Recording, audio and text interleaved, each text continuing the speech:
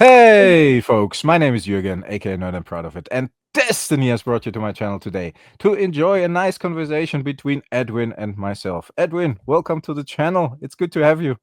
Hey, how's it going? Thanks for inviting Yeah, me.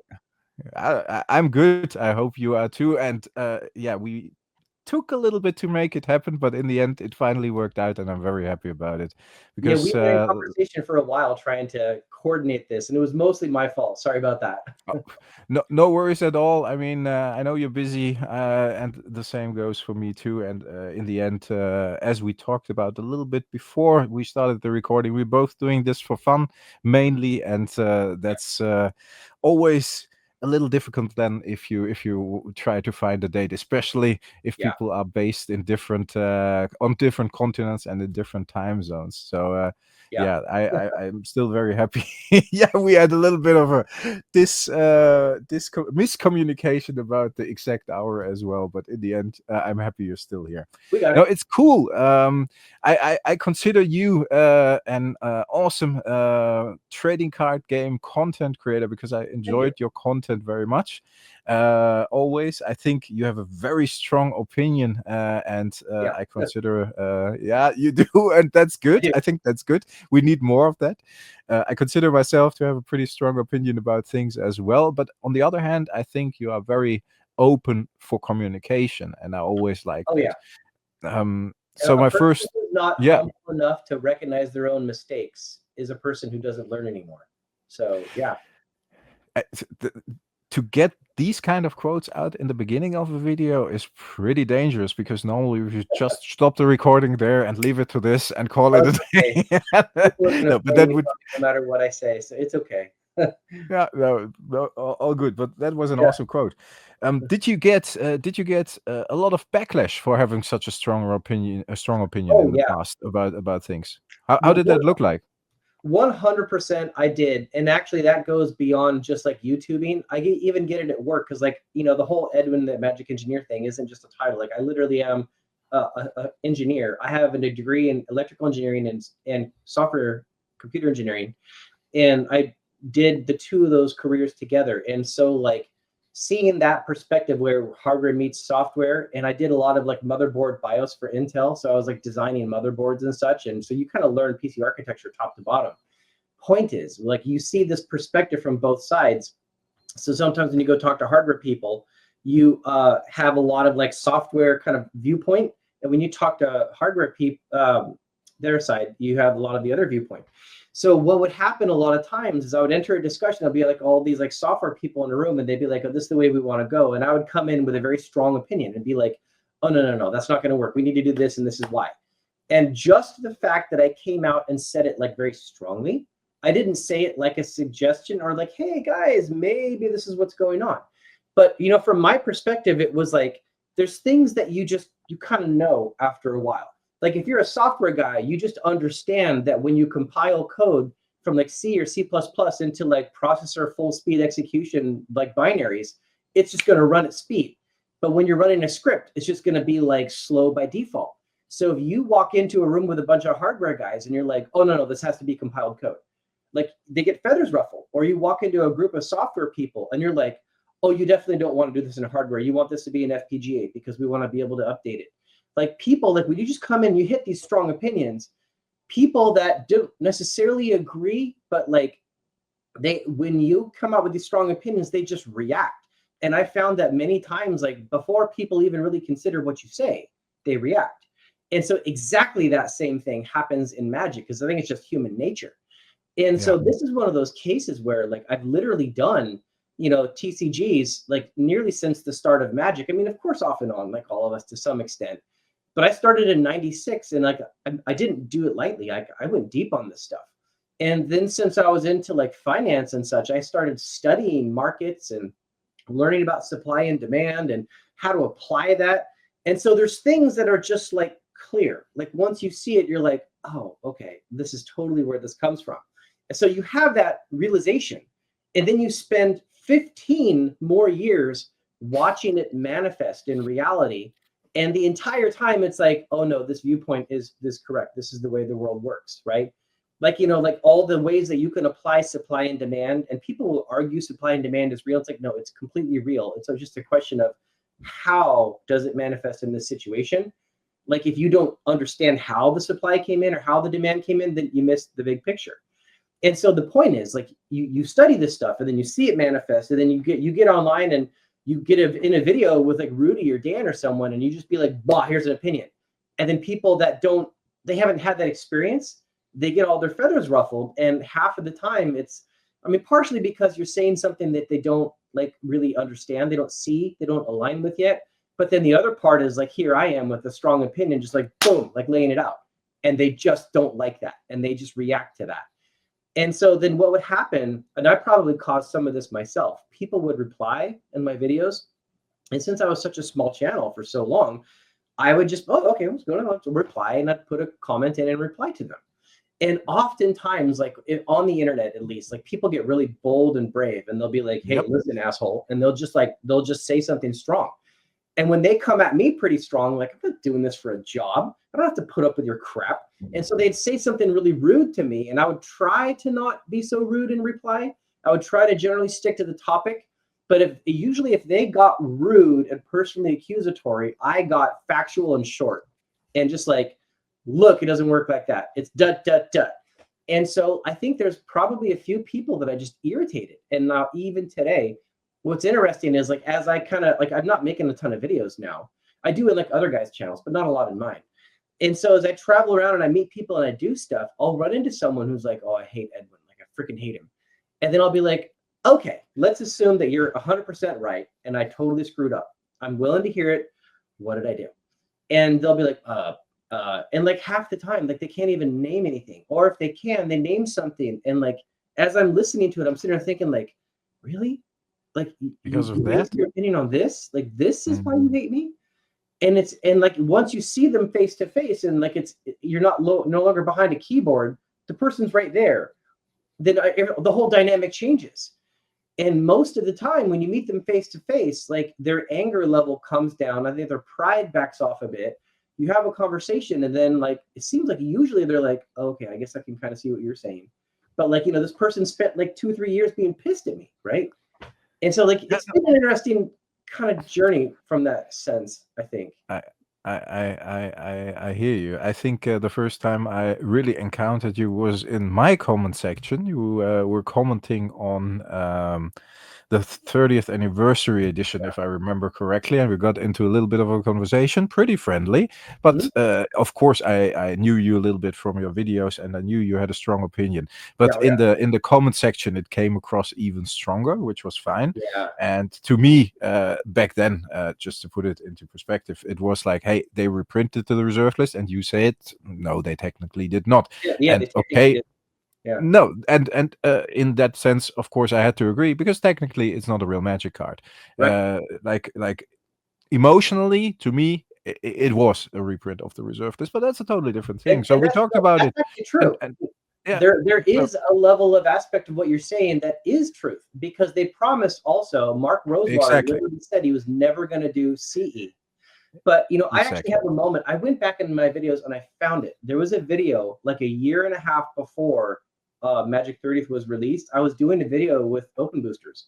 And I literally said in the video, like, because I'd researched it and I knew, like, I've spoken to lawyers about this for years. And I knew, like, there's actually technically nothing that says they can't print collector's edition. But they've made comments over the years that they're not going to. Yes. And most of the comments were not like official statements, but it was like on forums, and it was things like, in the spirit of the reserve list, we're not going to reprint a card in like a non-legal form, and we're also not going to print one that's like better than a certain card, right? Because then that kind of defeats the point. So they've said that in online comments, and so I knew that existed. But at the same time, it wasn't like an official Wizard statement. So they could technically violate those things without violating the reserve list itself. And so I knew that. And so like a year and a half before Magic 30th, I actually have a video where I said that, like, you know, actually technically they can reprint collector's edition. There's nothing stopping them. And so when Magic 30th was announced, like I already knew that was possible. And so then they finally did it. And so there was reasons I was excited about Magic 30th before I heard about the card price, because I was looking at it like, this is going to be the entry vehicle for people to come into the community. People are going to get to finally try vintage and old school and legacy and all these formats that they just can't afford because they can get these cards. And then when I found out the pack price, it was like, okay, well, they screwed that up, you know, the total missed opportunity. But the point is, like, yeah, there was research beforehand, which is why I had this like take on it. And so I looked at it like, okay, well, I already knew the legal letter of the law because I'd studied promissory estoppel. I'm not trying to claim I'm a lawyer or something, but I do know that law and I do know how it works. And it's not an actual violation of promissory estoppel. And so I knew that they actually could do it, but it's technically not a reserve list break. So I actually kind of figured at some point they eventually would. I was just kind of hoping it would be more of a good than less of a bad, you know, get those cards into the community so people, at least in non-tournament legal formats, can like enter and play. And for the same thing with proxies, I knew from experience, if people start proxying cards to enter a format, if they discover they love the format, if they discover it's fun and they enjoy it, like almost every time, I mean like 95% of the time, they start buying real cards. They like the next time they show up and they got their first dual land or they got their first revised demonic tutor. And all these opinions that everyone has about like, oh, well, if anyone proxies, why would they ever buy real? It's for the same reason that people buy like $100 foil version of a card when they can just go get a $2 card. Because people want those cool blingy cards. They feel proud of them, right? And nobody wants to be that guy that proxies. And so I saw this happen for decades, literally. And I knew that that was just the human mentality. And so I came of the opinion years ago that done correctly, proxies can actually bring people into a format. And so I was looking at Magic 30th like, this could be really good. This could breathe new life into vintage, old school, and legacy because it would take all these newer players that have never even given it a shot and they would try it. But then when they priced the packs like $250 a pack, it was like, they screwed that up so bad. Yes, they definitely did. I think even not only for newer players, but for us older players. If a box would have been $1,000 with 36 boosters, I would have loved to draft beta with a collector's edition. Totally. And I don't care that I think it wouldn't have devalued my vintage collection. Yeah, and that would be the double strike for them, getting the old players to relive their memories and getting the new players, like you said, in there. So in the end, I totally agree. And as you see, I just came from the Magic the Gathering Spotlight event, and I saw somebody. There were like dual lands for $1,000 unlimited, and one card, one serialized card for $1,000. And one guy bought the serialized card for $1,000, and another one bought the dual land. And people don't care. It's the whole dynamic has shifted. If they can spend $1,000 on a new card, why not spend $1,000 on a vintage card? So and that would have been even stronger, that sentiment, if they would have gotten the 30th anniversary edition, right? I guess. Do you think they screwed it up so much that they will never touch it again because of all the negative publicity and everything? I actually do think that, and it's because I'm familiar with corporate environment. I worked for Intel for 15 years, Hewlett Packard Enterprise for 2.5, Lockheed Martin for 5, and now I'm in a smaller company called ICR. And you always see the same kind of thing. Like if you're in a company and you go out on a limb and say, let's do this thing, and then it fails and you get embarrassed about it.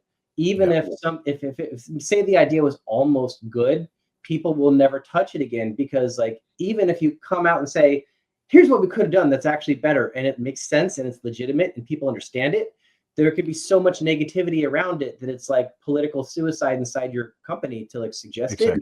So I think it's pretty likely they're never going to do it again. And I think it's a huge missed opportunity. Before we go on, let me say one more point about it. In the sense of the Magic 30th and the proxies thing, I often look at those kinds of topics the similar way that I look at like finance.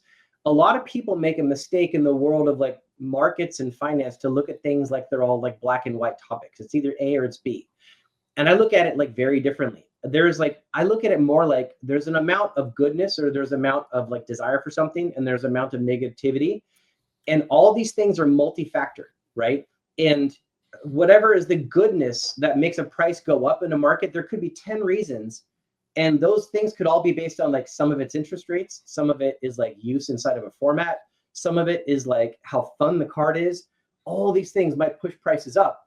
And then there's also the negativity, which is like, okay, well, they reprinted it in a new set, they banned it from modern, or like there was an artwork that people didn't like, and all these things cumulatively come together. So I view these things in my head as like these forces that are multifactored, and they meet in the free market, and the buyers and sellers fight it out until something wins. And that's how I kind of look at this whole thing with the whole proxy debate. There is an aspect of like, if you make a proxy, there are people out there that will just buy the proxy and never buy the real card. And that's a negative to prices. So that's a force pushing down. But at the same time, you've got a bunch of people that want it, and they'll learn the game from the proxy, but then they'll go desire the old cards. And so the way that I look at this, that I would encourage people to kind of think about it, is you have, they say like 40 million Magic players around the world, right? And there's, for most old school cards, there's between like 18,000 and like 40,000 printings of a certain original print old school card. They're very low numbers, right? And many of them people even like want play sets of. So like Bazaar of Baghdad, for instance, there's like maybe 22,000 that got printed. And most people that have one Bazaar have 4, right? So that there's a very small number of people that actually have it. The point is there's a very small supply. So if you had those 40 million Magic players around the world, and you release something like Magic 30th, and so are some of the people holding the old cards going to let go? Yeah, some people are going to be fearful and let go. But what would happen? Say even 1% of those 40 million players tried Magic 30th, discovered that these old cards are freaking cool, I want some. And so then they start buying these old cards. If even 1% of 40 million comes into a market that only has like a supply of 10,000, bam, prices go up. And it's just a numbers thing. It's just the number of people that could be buyers versus the supply that exists. And that's the way that's the kind of math that's in my head when I'm looking at these things. I'm looking at the ratios. And when I'm looking at sales volume in my head, that's the kind of like visualization I'm doing. Like, hey, the volume, the trade volume on this, there's 100 being sold a day on an asset that's got 10,000. There's potentially 20 million people out there that might want it. What happens if 2% of them decide they like it? Like that's the kind of way I'm looking at these things. And that kind of comes from like my finance training boiling over into like the way I'm looking at supply and demand in TCGs. So overlay that on the proxy debate. If Magic 30th took off and got into the hands of those 40 million people, do I think it's reasonable that 0.5% of the 40 million might discover that old cards are cool and have the money to go buy old cards? Yes, I do. I think that's reasonable to think that. So out of 40 million people, how many people is that? And then what would that look like entering a market with a supply of 10,000 cards? So I could have easily seen Magic 30th making old cards just go insane in prices. And at the same time, people would have had access to play them because they could have used the new cards. So you would have had more tournaments, bigger tournaments, more people entering. And all at the same time, the collectors and investors would have been rewarded like crazy. So from my perspective, I was like, well, dang, that could have been like an enormous win. But they screwed it up because they entered the market at a price point that everybody's like, well, hell, man, I'll just go buy the original cards. Like, why am I even buying a card that I can't play? Indeed. And not only at a high price point, but also the fact that they put like the dual lands on the print sheet more because they wanted to make money off those cards clearly. And they showed it by doing that because they saw the Commander community was using those cards. They thought, hey, how can we monetize the vintage market? Yeah, let's add more dual lands. And that is just a shitty move. And people see through that. And then, it doesn't work out at all. And like you said, in the end, it's a numbers game. I remember I was making a video about revised dual lands, just a simple example. And everybody like, yeah, they're printed to oblivion. But if you look at the revised print numbers, I talk to people and let's say they are like... Revised. Revised is not really known, right? But I guess the general consensus is that we have about 250,000 of each rare, 240,000, and that's comparing old dual list numbers to old numbers set by, for example, Peter Atkinson or other officials. White English original print revised, and then you go up to 288 when you add in all the foreign black border like French, German, and Italian. Yeah. Yeah. Just the original white ones, and then if you calculate that down, the number, the cards they printed, and the number of boosters, and you calculate it to boxes, certain amount of starters, I roughly I made a whole calculation, and of course it's like might be, but let's say 250,000 is not an unrealistic. It's a kind of an educated guess. That's like 240,000 or something. That's like 60,000 playsets. That's it. Mhm. And if you got like 40 million players, even revised is not that heavily available. So even these calculations, and then look at Arabian Nights, like you said, I think 20,400 or something is the official number for the kind of rares, which are not really rares, but like the Old Man of the Sea, Basaf Beck, that I think is even a little more. But it doesn't matter. If it's 20,000 cards, it's 5,000 playsets. That's it. And I know I got 4 Old Man of the Sea and 4 Guardian Beasts, and I know a lot of people who do. 5,000 playsets. That's if those old cards in the end would become desirable because people discover them, then it might be a very crowded market, so to say. Yeah. So the way it turned out working is Magic 30th added all the negative because it broke people's confidence that Wizards wasn't going to reprint, and it consumer confidence.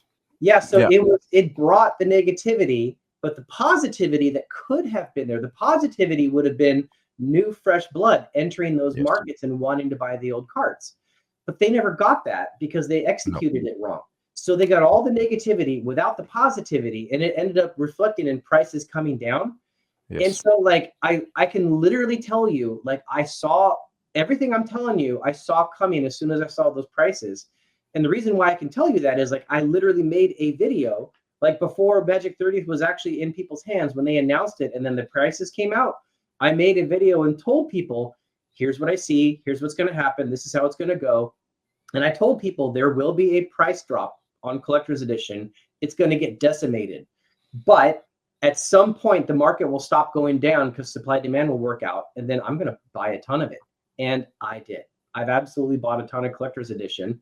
And partially because, like, if they never go up again, well, you know, they're still tournament legal in most old school things. I can use them. And I love them. And it's great. But it's also possible they could just skyrocket back up. And so then I'm sitting on like all this stuff. And it's like, well, like for instance, I've got this sitting here, like a sealed Collector's Edition box just sitting here. But like I've got, you know, beta Moxes and unlimited Lotus and Power. So I've got real tournament legal ones. And I've got all other sets of like Collector's Edition Power and stuff. So I don't even like necessarily need this. But it's like the price was right on it, and I loved it. So like, so I went ahead and like grabbed it. But like that's kind of what the way I was looking at, because I'm like, okay, at some point, unless there's a big change in like rule sets, if old school continues using Collector's Edition, there's only 14,000 sets that were printed. That's not a lot of sets, and like there's even less that are still sealed. So there's a very low supply. And if I was going to take the two and hold them side by side, there's several things you can say about Collector's Edition. They were printed on the same plates as Alpha and Beta, which I think is just cool. And they just look so amazing to anyone who loves those cards. They're 30 years old, which actually definitely adds some value to it. The plates were actually destroyed after Alpha and Beta were created, so you can't redo them. The closest anyone can ever get to doing counterfeits is like using pieces of Collector's Edition. So like, I mean, there's a nostalgia to it there. There's artwork that isn't allowed anymore. And they're actually accepted by the community, and there's these aspects when you look at it, like Magic 30th can't really claim these aspects. So I feel like at some point when the fear subsides and the excitement kicks up again for the old school vintage formats, all that, I think there will be an inrush into Collector's Edition, and there's just not a lot of it out there. It's super rare. There's only 14,000 sets, 9,000 like US, and then 5,000 international. Like that's it. And like that, dude, that's not a lot. That's not that's ridiculously low. And I think the fact that like a Lanois elf is as rare as a Black Lotus in that set is a very interesting side factor nobody's calculating as well. So I totally agree. I think it's also a cool thing that the community indeed has accepted the Collector's Edition and the Ice Edition. So I think the last price estimation that I did is I told people that like, hey, you know, collector's edition lightning bolts are going for $10. That's Yes. stupid low, and like you guys should go buy collector's edition lightning bolts because like they're a super useful card. There's only 14,000 collector's edition lightning bolts that exist, and they look like alpha beta, which is just pimp inside of a sleeve. Yes. So Awesome. like that's way too underpriced. You guys should go get it. And then the price shot up to like $50 as soon as I said that, and it's like to some extent never really come down. So that was the last like price prediction thing that I said, but I'm kind of like generally backing away from that. It's not really because of the reaction you get that the prices actually change. Yeah. And no, I don't have a huge stockpile of collector's edition lightning bolts. I have like 5. Well, 6 if you count what's inside this. So I think that's a fair amount, and I think it's okay to just talk about it. And they're all in decks. Like they're all in decks. I told you a little bit about the fact that even a small channel like mine can influence a certain very small market when it comes to, for me, Antiquities artist proofs. I've been talking about them because I just love Antiquities. It's my favorite set, and been talking a little bit about the artist proofs. More showed a couple I got, and at a certain point, stuff was disappearing from the market very quickly. And I've seen those cards for years, and then. Sorry, what did you say? It said it speaks to the size of the market. I mean, you have 2,000 subs. If you can come out and make a video with 2,000 subs and the market moves, that gives you a pretty strong sense of how big the market, or how small, I should say, the market actually is. How small it actually is. Yeah, very niche, and that's okay. But I was very surprised by that personally, because I thought like, I just ramble on about cool stuff a little bit because I like it and I love it. But in the end, I shot myself in the foot there because there are certain cards I can't get anymore. But it is what it is. Hey, at least somebody else might enjoy them, and I'm good with that as well. And in the end, I hope I will get some more. Sorry for that. Do you wanna cut off here? Because I think it was like a very interesting talk about supply and demand. We might revisit that when we talk a little bit about sorcery. But for now, I would say like, hey, 27, 28 minutes. That's a good moment for a break here. Awesome. So stay healthy, folks. Stay frosty. Edwin and I will be back with more talk. Thanks a lot for listening. Bye.